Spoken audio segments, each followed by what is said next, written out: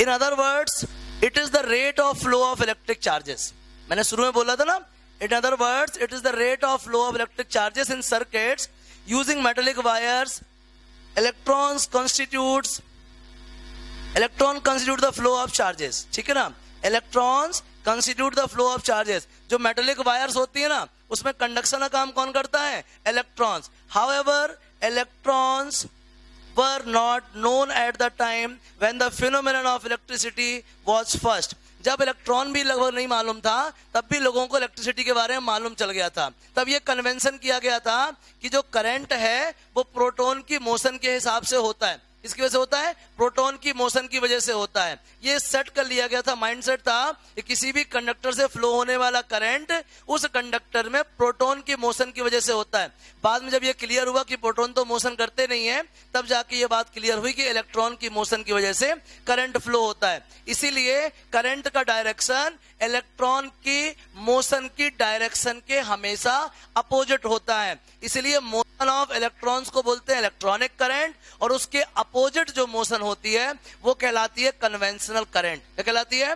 Conventional current. चलिए आगे देखिए, अब समझिए. When the phenomenon of electricity was first observed, so electric current was considered to be the flow of positive charges, and the direction of flow of positive charges was taken to be the direction of the electric current. मतलब electric current किसके हिसाब से बताया गया?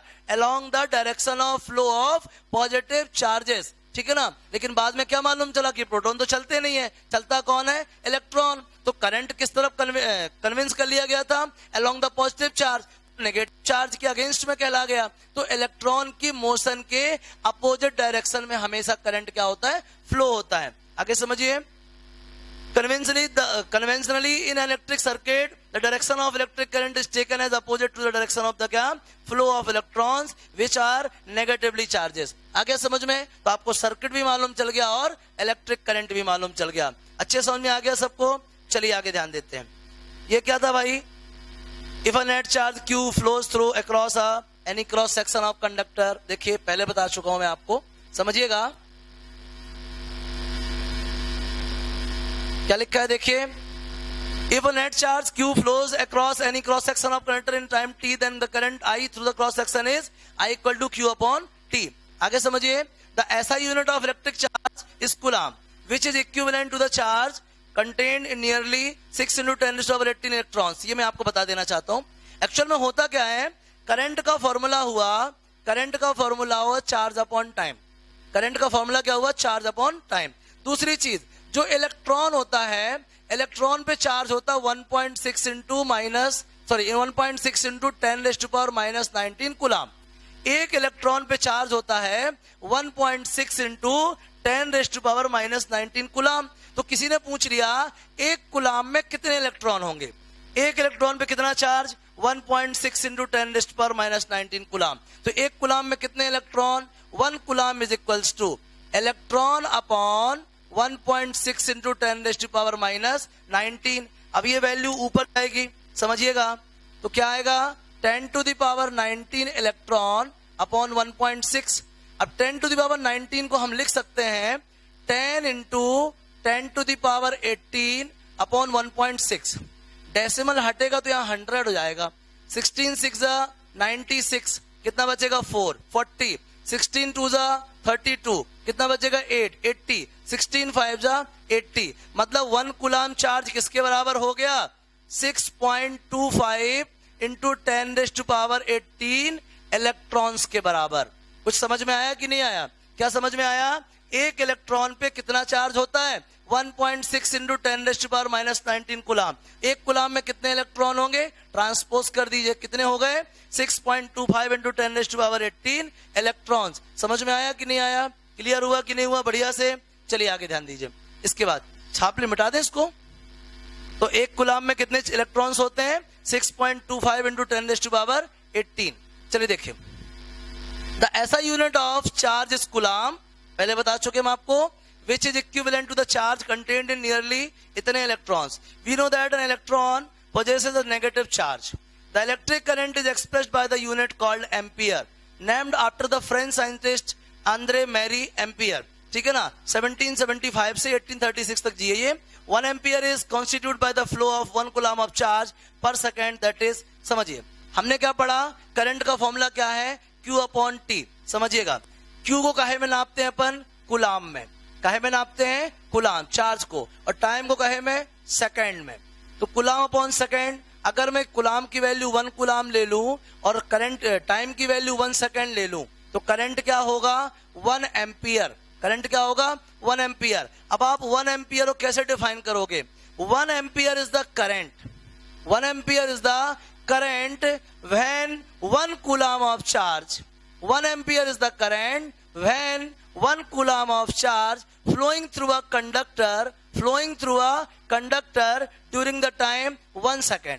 मतलब किसी conductor से अगर 1 कूलाम चार्ज 1 सेकेंड तक फ्लो होता है तो प्रोड्यूस्ड करंट कितना होगा, 1 ampere. What is the 1 ampere current, it is the current flowing through the conductor when the charge of 1 coulomb flowing through the conductor till the time 1 second, ठीक है ना, during the time 1 second, ठीक है ना। किसी भी conductor के through अगर 1 कूलाम का चार्ज 1 सेकेंड तक फ्लो होता है तो अमाउंट ऑफ करंट कितना होगा, 1 एम्पियर। आया समझ में, इस तरीके से फाइंड करते हैं। आगे देखिए, ये इधर पे भी आ गया 1 एम्पियर का value, 1 ampere equal 1 coulomb upon 1 second. Small quantities of current are expressed in milliampere and microampere। समझिए, आपने सुना है ना, मिली, सेंटी, सुना कि नहीं सुना, डेसी, और क्या सुना है, किलो, डेका भी सुना होगा, पहले डेका फिर किलो, ठीक है ना, डेका, किलो, ठीक है ना, फिर क्या, मेगा, ठीक है। यहां पीछे मिली से पहले क्या, माइक्रो, उसके और पहले क्या, नैनो, उसके और पहले क्या, एंगस्ट्रॉम, ठीक है ना। ये क्या है, छोटी से लेके बड़ी तक क्या है, यूनिट्स हैं, ठीक है ना। एंगस्ट्रॉम का मतलब होता है 10⁻⁻10, नैनो का मतलब होता है -9, माइक्रो का मतलब होता है -6, और मिली का मतलब होता है -3, सेंटी का मतलब -2, डेसी का मतलब क्या होता है, 10 मिली, सेंटी, 10 स्क्वायर, ठीक है।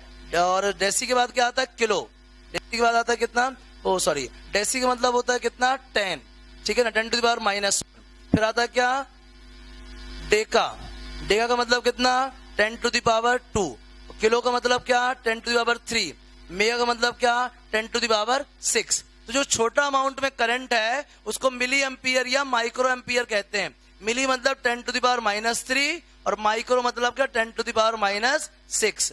आया समझ में, तो ये भी आपको दिया है, आप इसको तैयार कर सकते हैं, ये छापना हो छाप लीजिए, ठीक है। चलिए आगे देखिए,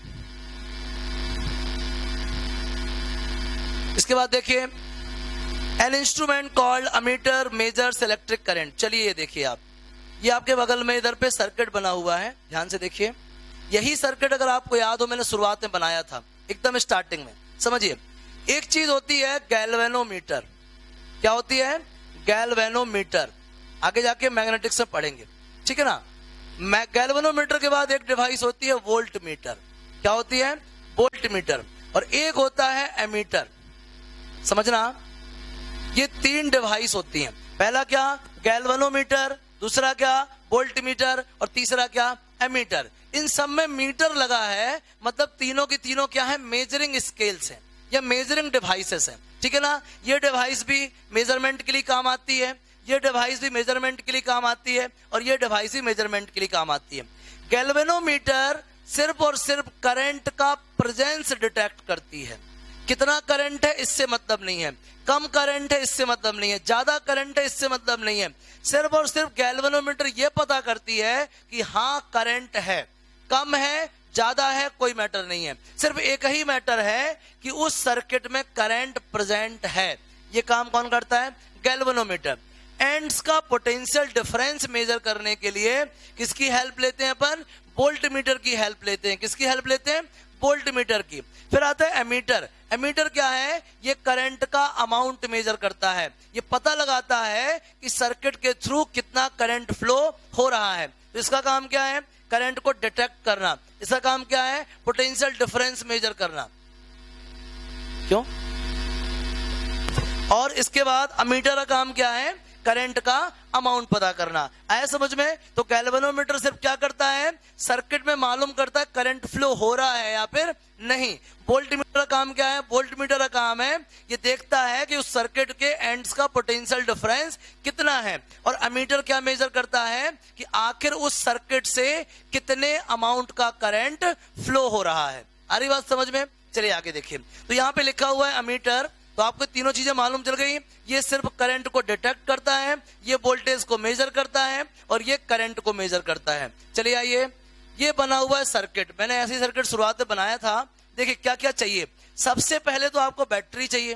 बैटरी नहीं होगी, इलेक्ट्रिक फील्ड नहीं दे पाओगे तो आपका कंडक्टर चार्ज को फ्लो ही नहीं कर पाएगा।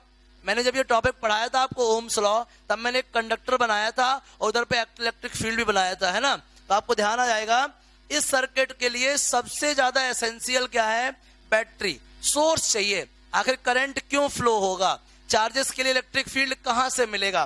पहले बैटरी, बैटरी के बाद क्या, की चाहिए, की, बटन जिसको अपन चालू बंद करेंगे, सर्किट को ओपन क्लोज करेंगे। तीसरी चीज इसमें लगा नहीं है वेरिएबल रेजिस्टेंस, ठीक है ना। वेरिएबल रेजिस्टेंस मतलब रेगुलेटर। क्या लगा होता है, रेगुलेटर, कम ज्यादा करने के लिए। ये तो ऑन ऑफ करेगा, या तो इससे चालू होगा या फिर बंद हो जाएगा। लेकिन ये रेगुलेटर क्या करता है, अमाउंट को बढ़ाता है और घटाता है। आई बात समझ में? चलिए तीसरा, अपन ने जैसे ही बटन चालू किया करंट इससे फ्लो होने लगा। तो ये बल्ब है या पंखा है या फ्रिज है या कूलर है, ये अपना काम करने लग जाएगा, ठीक है ना। साथ में ये लगा है अमीटर। अमीटर का काम क्या है, to measure the amount of current flowing through the circuit. What is the ammeter? It is the device which is used to measure the amount of current through the क्या, circuit. What is the ammeter? It is the device which is used to measure the amount of current flowing through the circuit. आ गया समझ?